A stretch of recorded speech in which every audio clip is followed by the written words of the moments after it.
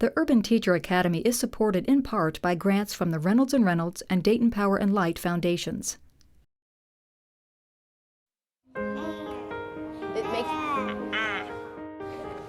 When we read our story tomorrow, we're going to learn some more words that are going to help us to understand our story. Any questions about printout number 2? So that's on the opposite side. That's on the right-hand side of your page. You were looking up different countries, right? And they dug a bunch of wells, yes? Good job. Ready? Look at the clown. Where's the clown? Good. Throw at the clown. Yay! And now you can retype your words, C-O-U-L-D. See, that helps you to erase. I was a product of urban schools. I went to Cleveland Public Schools. I graduated there. And when I came out of teacher education, I knew automatically I wanted to go back and teach in the urban setting because I knew how important it was to have a good teacher. I can still remember those teachers who I had who said, you can do it, you can succeed, you know, if you need my help, give me a call. You know, and I can remember going to them for extra help if I need it. I can remember them encouraging me, saying, I'm so proud of you. And I think we have to help students have teachers like that. I always knew I wanted to be a teacher, but when I came to college, something told me that I should look into being an urban teacher. I'm always looking for something a little bit different, and since I had grown up in private, primarily white schools my whole life, I was like, I want to see what that's like to teach in an urban school, so here I am.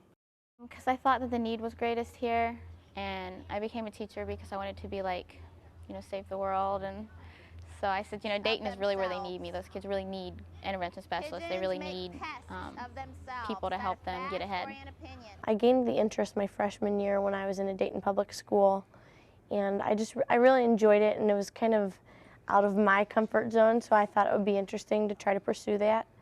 And then I just did everything I could to get involved with inner city and started doing summer camps and really enjoyed the kids and knew that's what I wanted to do.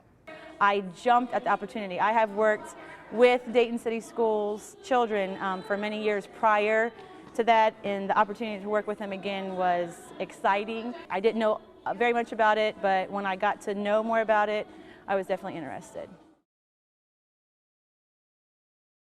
The time that they spend in the classroom is different. As a junior in the classroom, they just come once a week for a half a day generally, and I always put them to work immediately to get them to know the children and to work with the children. As a senior, they come in the first semester, they do an integrated unit, they come in once a week, but they spend all day with me that one day a week. And then they also come in another week to just kind of see the whole layout of the class. Then they come and do their student teaching the second semester, and they'll be here all day, every day of the week. So with the juniors, we focus on understanding poverty and how poverty affects families. With the seniors, we look at kind of self-reflection and as you're developing into an educator, how do your values and your understandings affect the way you respond to the people that you're serving? That was the year we read Ruby Payne's book, which was awesome, and it was a framework for understanding children in poverty. And I learned about myself, and I learned about people I knew, and it was just wonderful. Like, I couldn't put it down. And then I got to go into the classroom and see how the setting really was different, because right from the beginning at UD, you're in the classroom, and then with Urban Teacher Academy, you're with your mentor teacher from your junior year on. That's important because as you grow and you begin to make new understandings of what it means to be a teacher, you have to reflect on, well, how do I respond when I'm working with people who come from a different value system than I do?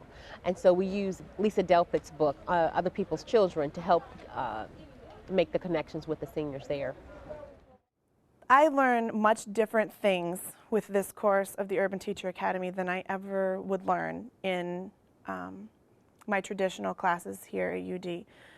Everything that I've learned here at UD is very, very beneficial to teaching in the classroom, but this focuses, the Urban Teacher Academy focuses more on practical implications of those things.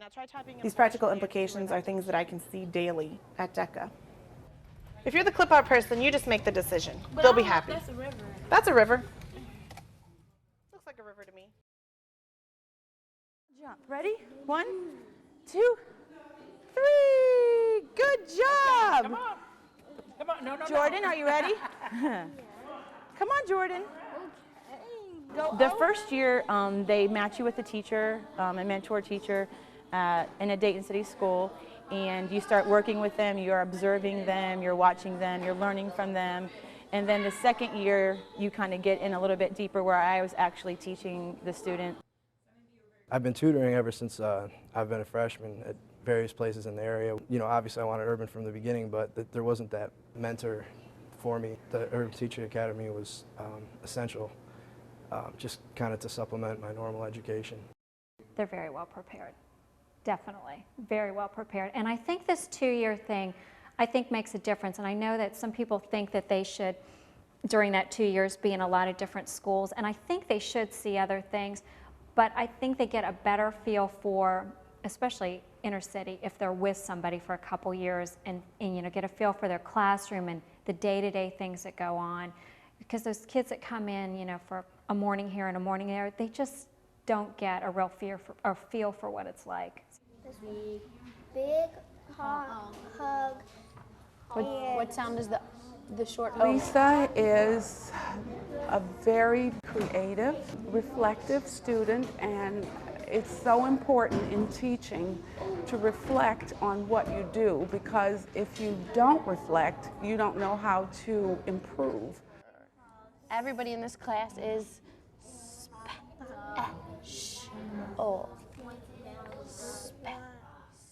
And it's been great. I was in the classroom for all of last week and had the opportunity to basically take over the class and start doing lessons for them, which was exciting. And it was a challenge, but it's so rewarding and it's been great. She has given me so much autonomy in the classroom. I understand that there are a lot of things that I don't do in my block period that I will do during student teaching. And even after student teaching, there will be things that are expected of me that I can't anticipate now. So, am I nervous about starting classroom? Absolutely.